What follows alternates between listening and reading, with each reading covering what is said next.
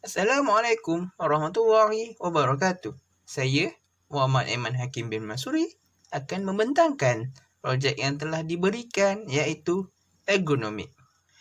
Ergonomik merupakan pembelajaran yang menyesuaikan tugas dan persekitaran pekerjaan untuk pekerja lebih cekap dan selamat terutamanya di tempat kerja. Ciri-ciri reka bentuk ergonomik sesuatu alatan perlu dititik beratkan supaya tiada bebanan yang ditanggung oleh badan semasa melaksanakan pekerjaan.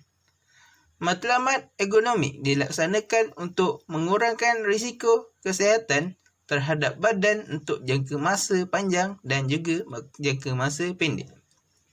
Oleh yang demikian, untuk projek ini, kami telah membuat keputusan untuk memilih kerusi ergonomik kerana kesemua orang di dunia ini menggunakan kerusi sebagai tempat duduk.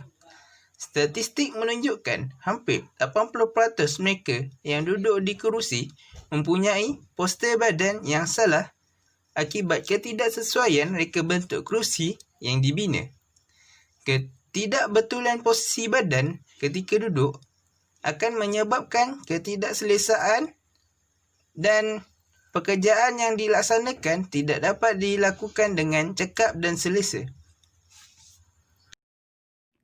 Assalamualaikum, saya Siti Nur Atirah binti Abdul Muttalib. Saya akan teruskan dengan latar belakang projek ini. Yang pertama adalah penyataan masalah. Kerusi direka dan dijual adalah untuk memenuhi keperluan setiap orang, terutama yang meminati permainan komputer, kerana mereka akan duduk di atas kerusi tersebut untuk jangka masa yang lama. Namun begitu, terdapat beberapa masalah yang boleh membahayakan para penggunanya, terutama kerusi yang normal ataupun yang tidak ergonomik. Antara masalah berikut adalah mengalami sakit belakang yang terlampau kerana kerusi yang digunakan memberikan tekanan pada bahagian pinggul orang yang menggunakannya. Walau bagaimanapun, kerusi ini sesuai untuk digunakan oleh semua termasuk kanak-kanak, tapi pada masa yang sama ia tidak dapat menyokong ketinggian kaki para penggunanya itu. Kedua adalah objektif dan skop kajian. Objektif projek ini ialah untuk membantu para pengguna kerusi, sama ada kerusi ergonomik ataupun yang tidak ergonomik, untuk membuat pilihan yang betul dalam memilih kerusi tersebut supaya dapat mengelakkan berlakunya sebarang bahaya ketika melakukan kerja. Selain itu, projek ini juga adalah untuk melancarkan dan menyeimbangkan pergerakan pengguna yang menggunakan kerusi tersebut. Assalamualaikum, nama saya Irsyad Amin bin Muhammad Rani. Bagi kajian literature, projek kami kerusi terdiri daripada dua keping bahan tegar sebagai tempat duduk dan tempat sandar. Ia terdapat kaki untuk membuatkan pada keadaan 90 darjah antara bahagian paha dan betis. Kerusi digunakan pelbagai kawasan seperti bilik di rumah, tempat tinggal, tempat makan dan di sekolah serta pejabat. Kerusi diketahui dari Mesir kuno dan dari orang Yunani dan Rom. Seterusnya telah tersebar luas ke dunia barat.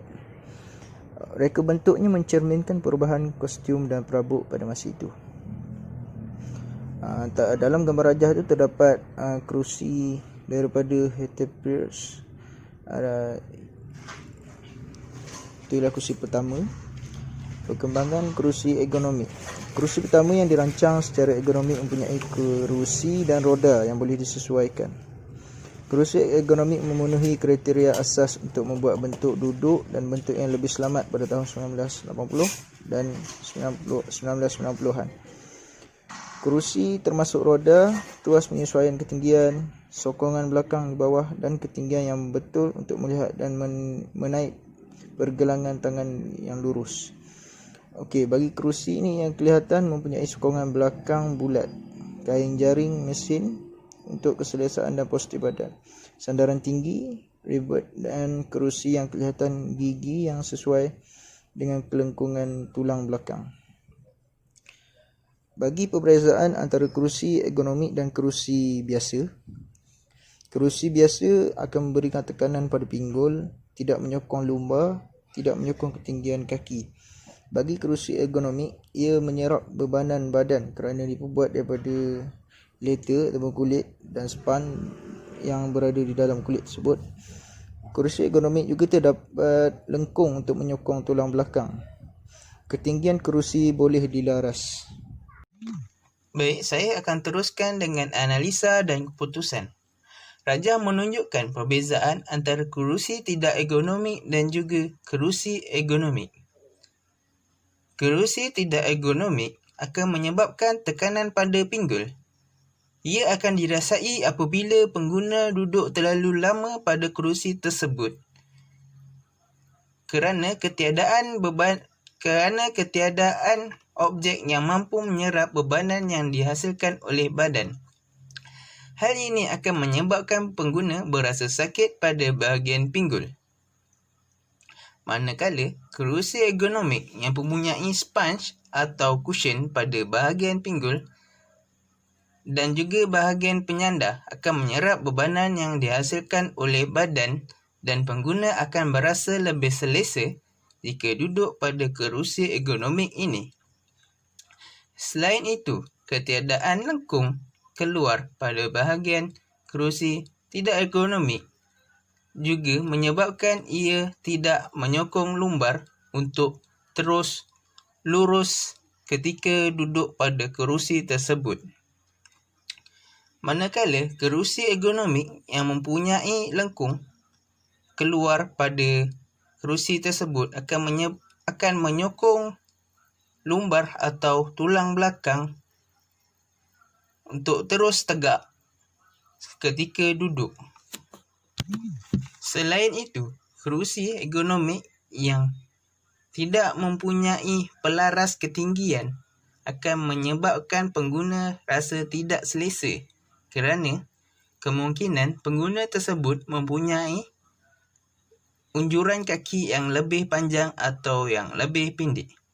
Hal ini akan menyebabkan kaki pengguna tersebut tidak akan berada pada keadaan 90 darjah.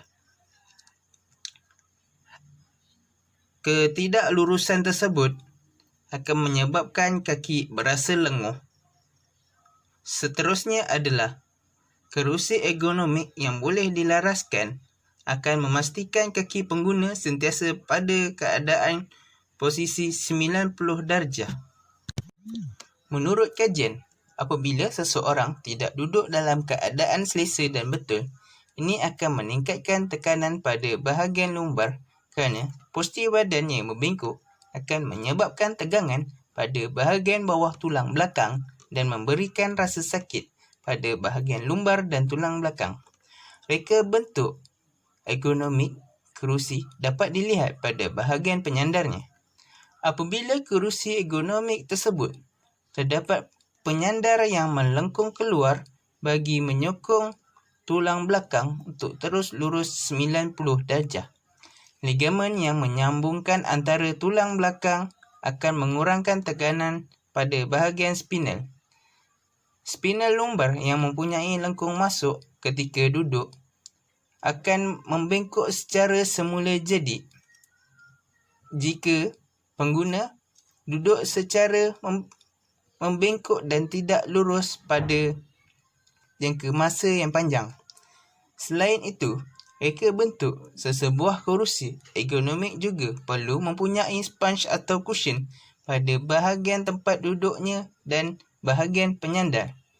Hal ini kerana sponge tersebut akan menyerap tekanan antara tempat duduk dan pinggul pengguna serta tekanan yang berlaku pada badan ketika pengguna menyandarkan badannya ke penyandar.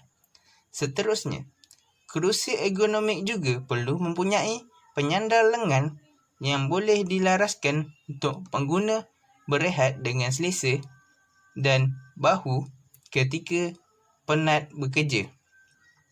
Siku dan lengan bawah harus beristirahat kerana bahagian bawah lengan tidak dapat berada pada keadaan rehat ketika melakukan kerja. Kerusi ergonomik juga harus mempunyai pelaras ketinggian bagi memastikan kedudukan kaki sentiasa berada pada posisi 90 darjah supaya kaki tidak lenguh. Jika seseorang itu mempunyai ukuran yang pendek, kaki pengguna tersebut akan tergantung dan akan menyebabkan kelenguhan pada bahagian otot kaki dan lutut pengguna.